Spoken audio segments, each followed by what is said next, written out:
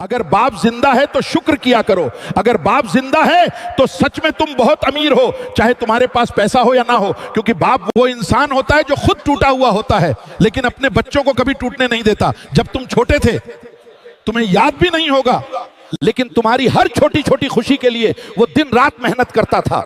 तुम्हारी एक मुस्कान के लिए वो अपनी थकान छुपा लेता था। तुम्हारी एक जिद पूरी करने के लिए वो अपनी जरूरतें टाल देता था।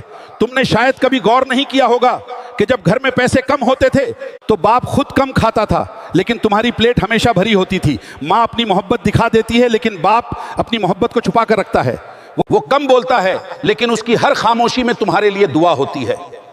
आज अब तुम बड़े हो गए हो, अपने फैसले खुद लेने लगे हो, लेकिन कभी पीछे मुड़कर देखो तो समझ आएगा कि तुम्हारी हर कामयाबी के पीछे तुम्हारे बाप की कुर्बानी छुपी है। और सच बताऊं, जब तक बाप साथ होता है तब तक जिंदगी आसान लगती है। जिस दिन वो साथ नहीं रहता उसी दिन समझ आता है कि असली सहारा क्या होता है। इसलिए अगर तुम्हारा बाप जिंदा है तो आज ही उससे बात करो, उसका हाल पूछो, उसके साथ थोड़ा वक्त बिताओ, उसके चेहरे की वो मुस्कान देखो जो सिर्फ तुम्हारे लिए होती है। क्योंकि एक दिन ऐसा भी आएगा जब तुम उसे याद करोगे लेकिन वो जवाब देने के लिए नहीं होगा। उससे पहले उसकी इज्जत करो, उससे मोहब्बत करो और उसके लिए दुआ किया करो। याद रखो, बाप का होना ही जिंदगी की सबसे बड़ी दौलत है। अगर बाप जिंदा है तो सच में शुक्र किया करो, या अल्लाह हमारे माँ बाप की उम्र में बरकत अता फरमा।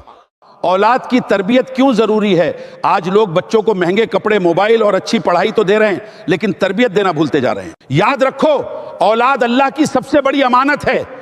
अगर बच्चा नमाज नहीं सीख रहा, झूठ बोल रहा है, बड़ों की इज्जत नहीं कर रहा तो सिर्फ बच्चे की गलती नहीं, तरबियत की कमी भी हो सकती है।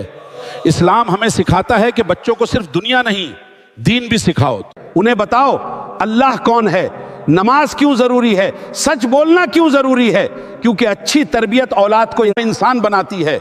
आज अगर तुम अपने बच्चों को कुरान, अदब और नमाज सिखाओगे तो कल वही बच्चे तुम्हारे लिए सदका जारिया बनेंगे। याद रखो, दुनिया की सबसे बड़ी कामयाबी सिर्फ पैसा नहीं बल्कि नेक औलाद है। तो आज से फैसला करो, अपने घर में नमाज का माहौल बनाओ, अच्छी बातें सिखाओ और बच्चों के सामने अच्छा किरदार पेश करो, क्योंकि बच्चे हमारी बातों से कम हमारे किरदार से ज्यादा सीखते हैं।